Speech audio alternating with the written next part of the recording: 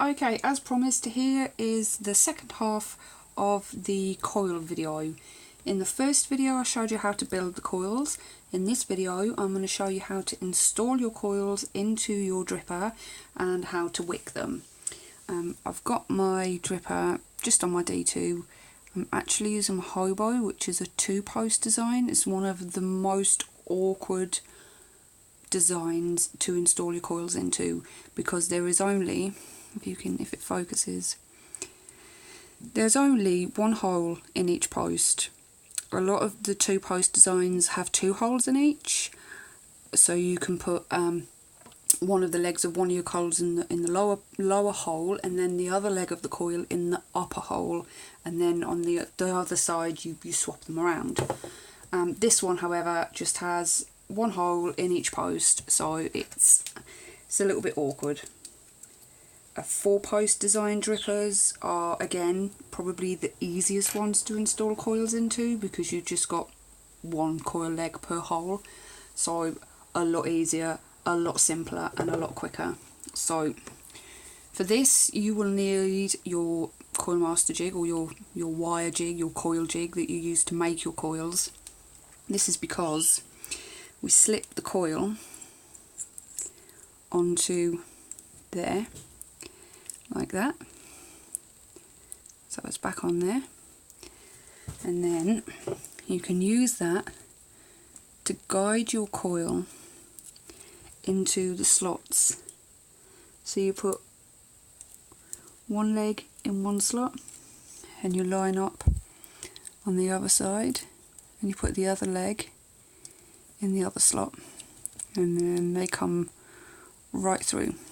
So you leave that in there like that for now. You grab your other coil, pop it on there, and on the opposite side to the side you've already got your first coil installed, you again put one leg in one hole and line the other one up, the other leg in the other hole, like that. So now at this point what you want is those legs up on top of the coil jig there, and you hold that coil in place. If my camera ever focuses, which I don't think it's going to. There we go. So you hold the coil in place, and then if you can, try and swoop the coil jig into the other coil, and then you need to try and get them as central as possible. Like I said in my first video, the distance of the coils from the posts is a personal preference. Some people like them a bit closer, others don't, but try and make sure that your coils are as central as they can possibly be. If they're a bit diagonal, or they're a bit wonky like that, and they're not dead straight, it's no big deal, because they can always be straightened up afterwards.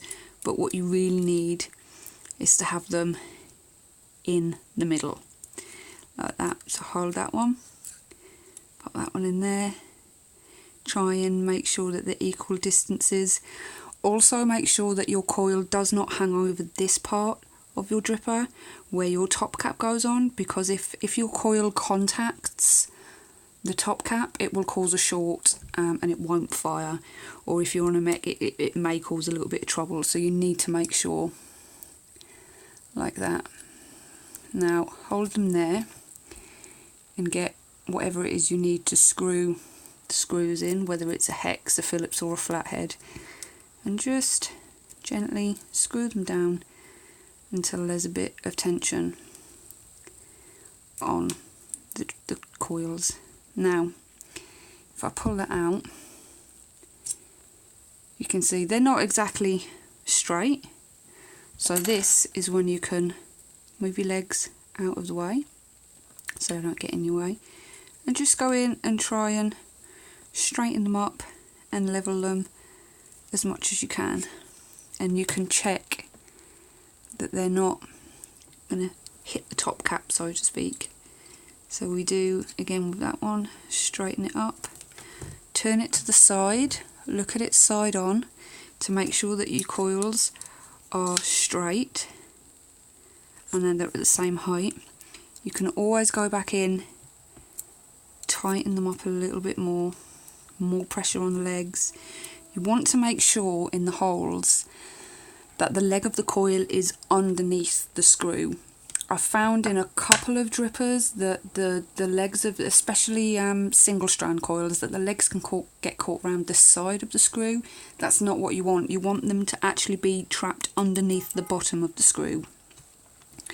So tighten the screws down a bit more, go in again, straighten them up, both sides, check it overhead, see how it's looking. And now I can see that that one is possibly going to be touching the top cap, which is a pain in the backside, because that now means that we need to undo these screws, loosen them up, and just push that in a tiny bit, and then tighten them up again.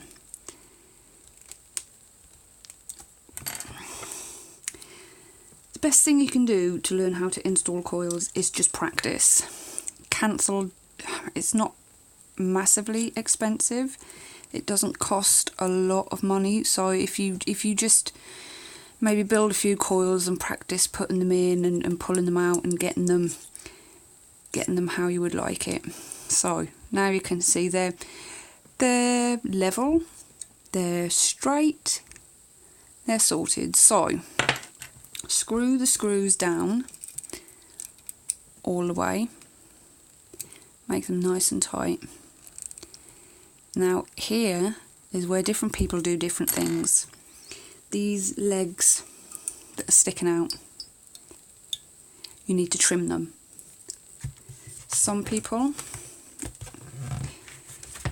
get their wire cutters and get close in like that and snip. I don't really like to do that. I don't know why. I honestly could not tell you. I prefer to do this, and this is where I may need my ceramic tweezers. I prefer to wiggle. That's right, I like to wiggle. So I just wiggle up and down, and then it snaps off. So where it's underneath the screw, the reason I prefer to do it this way is because it snaps the leg off further in the post, so it's not, I don't get a little sharp bit hanging out, because I found that cotton can get caught on it quite a lot. So again, wiggle, wiggle, and it just comes away. Now where this one is a bit short, I might not be able to get enough of a grip on it to wiggle. We'll do that one there, that one's a bit short as well. So this is where my tweezers come in. I grab it with the tweezers and wiggle. Wiggle, wiggle, wiggle, wiggle. Takes a bit longer with the tweezers, but you can do it. Wiggle, there we go. As you can see, snapped off. And this one, there we go. Oh, that was a bit quicker. So keep those little ends all together. Don't drop them, because if they get on your carpet and you can't find them, you will eventually find them. More than likely you'll find them embedded in the bottom of your foot, and that's not fun. I generally pop them on a little bit kitchen roll. That way there's less chance of them falling off and rolling on the floor. So now you can see our coils, they're installed. They're not exactly looking pretty. If you use this method, once you're done wiggling, just give your screws a quick little tight, because wiggling them like that can loosen the screws a smidge. Now go back in with your coil jig, make sure they're nice and straight. They're still pretty central. Now what you need to do is test your coils. Now before you fire them, please, this is a big safety. Before you fire your coils, you need to check the ohms. always, every single time. Doesn't matter if it's your first build, your 10th build, your 50th, your 100th, you always check your ohms. And that's where this comes in. You screw it onto, I should have showed you it before I screwed it on, that would have helped, wouldn't it? This, the ohms reader. Now here, if it focuses, there we go, you can see the little ohm sign. So you screw your build deck onto there, like so, turn it on, and it will tell you it's coming out at 0.18. This is why you need to check it, because we need to fire this. We need to strum the coils to make sure it's glowing evenly. We need to pinch them. You won't know your true ohmage until you've done that. And you need to check your ohms first, because some mods will only fire down to 0.2, 0.3. Some will go a lot further. So you need to make sure that you're putting your build deck on a mod that is going to be able to fire it. So now we've checked that, we can screw it back onto our mod. Don't put too much power through it when you're doing this. You can, and it's happened to me in the past when I've forgotten to turn my mod down, you can end up breaking the coil. If that happens today, I'm really not going to be happy. But you can end up breaking the coil and having to start all over again, building, installing and whatnot, especially on a 2-post deck, because if you take one of the coils out, you're going to have to take the other one out as well, and it's a pain in the butt. As you can see, my D2 won't fire this because it's saying low resistance. Never fear, I have a backup. And my backup is this, my Coil Master tab. So, this little beauty will fire anything. You screw it on there, turn it on, so you see you've got two on the side if it focuses. Come on, focus. There we go. Off, meter, burn. If you click it on meter, it should tell you your ohms, 0.22. Now if you click it on burn, it will do this. And it will burn your coils. As you can see, only one of my coils is burning. That is, oh there we go, the other one is just kicking in now. So, what you need to do is pinch your coils. Pinch them so they go together. Hit it again. Still not burning evenly. So pinch. It's best to do this while it's warm, because while the coil is warm, not while the weather's warm, while your coil is warm, because the metal is easier to manipulate while it's got some heat in it. And as you can see, the coils are a bit wonky, so you can give it a little blow to cool it down. Go back in with this, straighten them up, make sure they're good, make sure they're level. Keep pinching your coils, especially if you want the closed coils like I usually have. Keep pinching them. So you pinch and pinch, and there we go. So they're all, as you can see, nice and tidy. All of the wraps are all touching each other. That's the way I like my coils. Next, you need to make sure that your coils are glowing evenly from the middle outwards. If they're not, what you need to do is when the coils, let's turn that off for a second. When the coils are cold, you get your ceramic tweezers and you just vary. This is where the Coil Master can be a pain in the backside sometimes, because if you screw your base on too tight, it won't read it. If you screw it on too loose, when it comes to strumming your coils, it can move. So all you need to do is just very gently run the tip of your tweezers along like that. and the other one. Give it a little, it's what they call strumming the coils. That's cooled down enough to tighten it up now. Okay, so you give it a gentle strum, both sides. Let's loosen that off a bit again.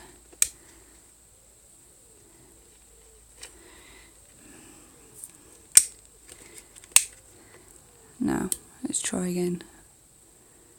No, we screwed that on too much. Oh, actually, we didn't screw that on too much. And there you go. My very first vaping injury. Who'd have thunk? So, let's try this again. Put it on there. They are taking a while to heat up, but you can see. There we go. And they are glowing from the middle outwards. That is what you want. They're glowing evenly, they're glowing equally. That is what you want to see. You want to see both coils glowing at an even rate. You want to see both coils glowing from the inside out. When they glow like that, they're good. They're good to go. So now we've got them set. Now we've got them installed. We flick it over. It's telling me it's 0.31, which is a bit higher than I expected. I'm not sure if it's just this. I think it might be. There we go. 0.24, that is more like it. That is what our readout said earlier. So, now we need to wick them. And I am not touching that until it has definitely cooled down. It's still hot. So, this is where our kitchen roll comes in. This is where it can be very handy. So we take that off there. As you can see, use that for a bit of save you burning your finger like I did. That's gonna sting. I can feel it stinging already. It hurts like hell. And then let's put it on here.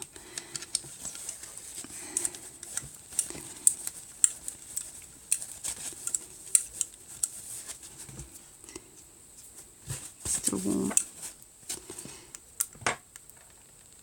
Yeah, it will fire it now. So now they're in there and they're sorted, you can turn the power up. I usually vape about 60, 65 with a 0.2. You can see on the readout it's saying, well if this thing focuses, it's 0.23. So this is matching up with the information that the Coil Master tab's given. When you turn the power up, you can see that the coils fire up a lot quicker, they glow a lot brighter. You can do a few more tweaks on here. If you need to pinch your coils again, make sure you double check that they're still glowing from the inside out. I'm a bit of a perfectionist when it comes to my coils. I really do like them to be all of the wraps touching. I like them to be completely directly opposite each other. So now we need to leave that to cool down. We need to get our wick. So if I put this away, because we don't need that anymore, we're done with that. We've tested it, it's all good. The coil's ready to be wicked. Now we need our scissors. Snip, snip. So I'll pack that away properly later. I recommend keeping your tweezers and grabbing these slopey end tweezers. I still don't know the real name for them. I should go look that up really, it would help. Now I'm using cotton bacon version 2.0. I like this. I prefer this over Canthal because I find I get a cleaner taste from the cotton bacon. I find for some reason it holds more juice. I used Muji cotton for the first year that I was vaping. I never switched to anything else. But then I wanted something that was going to hold a bit more juice. And this is it. The best thing about cotton bacon is that if you've got it in a dripper and you want to switch flavours, you can burn off most of the excess juice in the cotton. As long as you carry on blowing on it, you can burn it all off and you can put a new flavour on and they don't mingle too much. So I like to use cotton bacon, and I get a fresh strip. So it comes in a strip like this. Oh, I can see that burn, it still hurts. And you don't need to trim any off, but the way I do it is to just fluff it out a bit. Like that. Look on the end and try and judge a bit to rip off. This is another thing that will come to you quite easily over time. You will get a feel for how much, especially with the cotton bacon, you'll get a feel for how much you need to rip off for the diameter of your coil. So as you can see, we have it there. Now the way I wick is to wet my fingers a tiny bit and just roll the end so you can easily swipe it through. So we have this, we have our coil, and then you feed the wick through, and this is where your tweezers will come in handy. Grab the other end with the tweezers and pull it through. Right, now you can see it won't go through easily, which means we have a little bit too much cotton here. And this is where your scissors will come in handy. So all I'm going to do is just trim. You can pull a tiny bit off the end there. So there we go. So we'll make it a bit thinner. Roll your end up again. And then try again. Feed it through. Ah, there we go. You can see it's coming through a lot easier. Pull it through a little bit and then pull it through the rest of the way with your fingers. The reason you need to pull the rest of the way with your fingers is you need to feel how much tension there is in the cotton. You don't want too little, you don't want too much. If you have to use a lot of force to pull it through, you know you've got too much cotton. If it just glides right through and you can see a visible gap in here,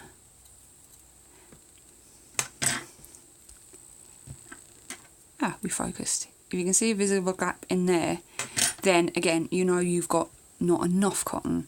So you get that there, hold the end with your finger, and then get your scissors and try and snip. If you cut the cotton too long, don't worry too much. In all honesty, you can always just go and trim a little bit more off the ends, and then you want to do the exact same thing with this side right here. Pop it through, pull it with your tweezers so there is enough to get a grip of on the end. And the second one is a lot easier because you can line it up with the ends of the first one. So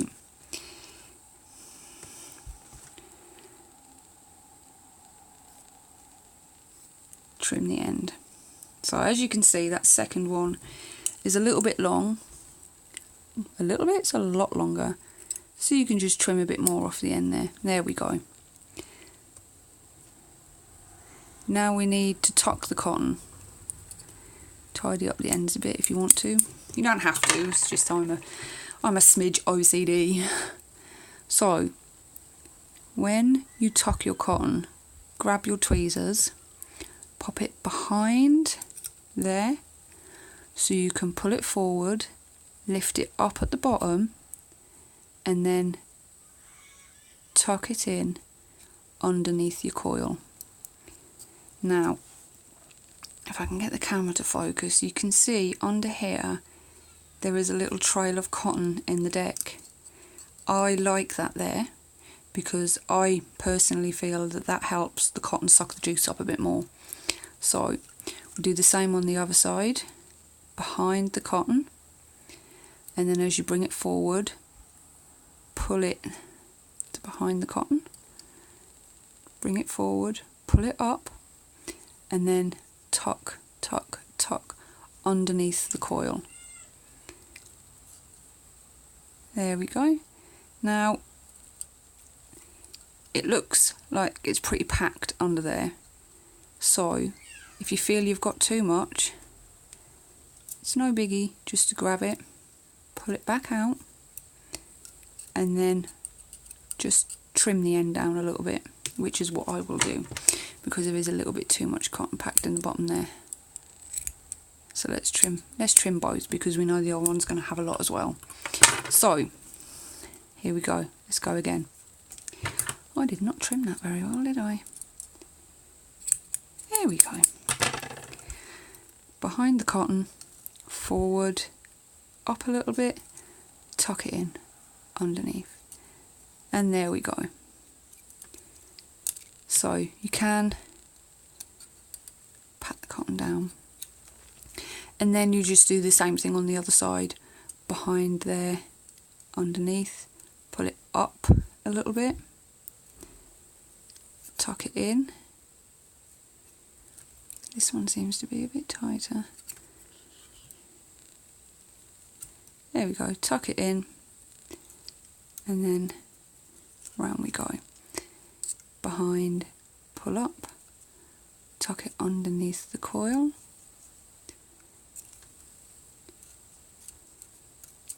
And there you have it.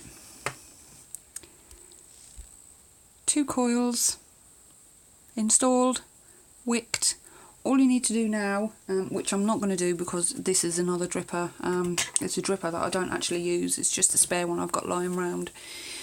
All you need to do now is wet your wicks, and when you wet the wicks, pop a couple of drops in the base here, and then once it's wet, you can pack it down with the tip of your tweezers, and that will give you a bit more of a gap there. But basically, yeah, just pop the juice on and you're good to go. So I hope you found the video helpful, informative. This one teamed up with the coil building video. You know, hopefully it'll help people who are starting out know what to do, give them a few tips and help them along their way. If you do have any questions or comments, pop them underneath the video. I'll keep checking back, and if there are any, I'll try and answer them as best I can. So thanks for watching.